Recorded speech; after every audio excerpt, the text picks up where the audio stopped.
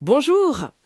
Ce week-end, au Sénégal, il y a eu comme une certaine agitation en coulisses qui a fait parler des rumeurs de tensions en fait au plus haut sommet de l'État entre le président Diomaye Faye et son Premier ministre Ousmane Sonko.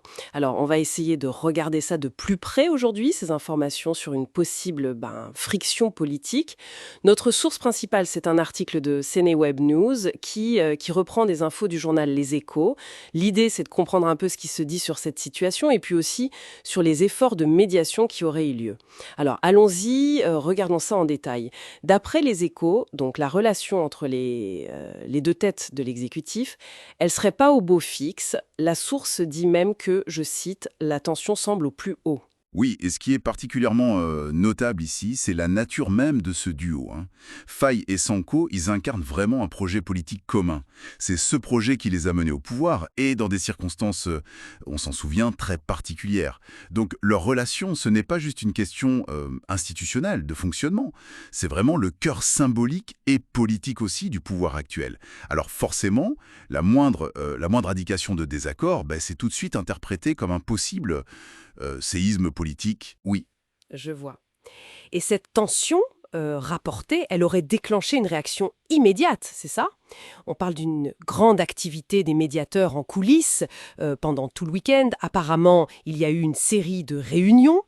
Et fait intéressant, ces réunions, elles se seraient tenues dans des endroits très symboliques. Le palais présidentiel, la primature, donc les bureaux du Premier ministre, Oui, oui, et même au Petit Palais.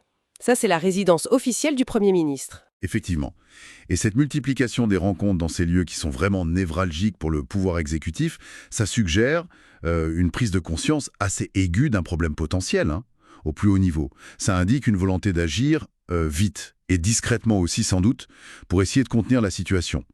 L'expression rapportée par les Échos, les médiateurs du soir ne sont pas reposés une seule minute pour accorder les violents, ça illustre bien cette tentative urgente d'harmonisation face à ce qui est perçu comme une dissonance, quoi. D'accord. Donc le choix des lieux, l'intensité des efforts, ce sont déjà des indices en soi. Et parmi les personnes qui seraient impliquées dans cette médiation, il y a un nom qui ressort.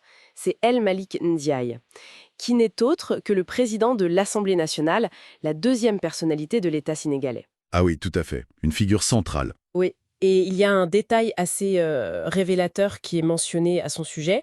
Il aurait écourté un voyage en France.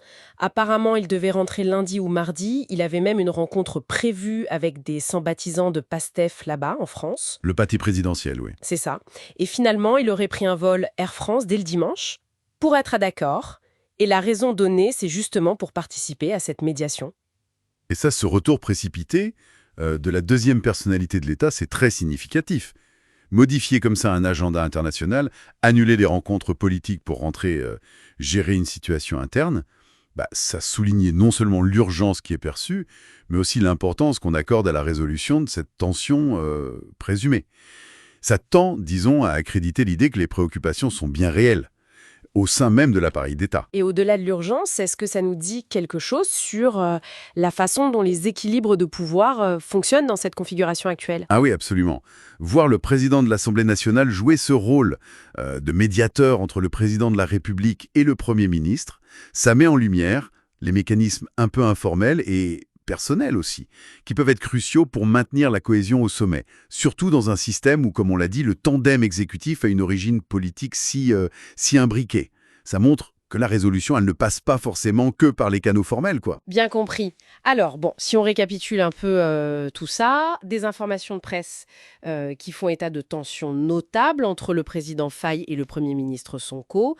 Ces tensions auraient nécessité une médiation intense et discrète ce week-end, et cette médiation aurait mobilisé des figures clés comme le président de l'Assemblée nationale, qui est revenu spécifiquement de l'étranger pour ça. C'est exactement ça. Et tout cela, ça nous conduit à une interrogation assez fondamentale qui va au-delà des informations qu'on a aujourd'hui, bien sûr. Si ces tensions étaient avérées et si elles devaient perdurer, quelles seraient les conséquences sur la conduite des affaires publiques, sur la trajectoire politique du Sénégal? Surtout quand on pense à la base électorale et à toute la dynamique qui a porté ce duo au pouvoir. L'issue de ces efforts de médiation, qu'ils réussissent ou qu'ils échouent, ça pourrait être un indicateur assez clé, finalement. Un indicateur de la solidité et de l'avenir de cette expérience de gouvernance partagée. C'est une question à suivre de très près, assurément.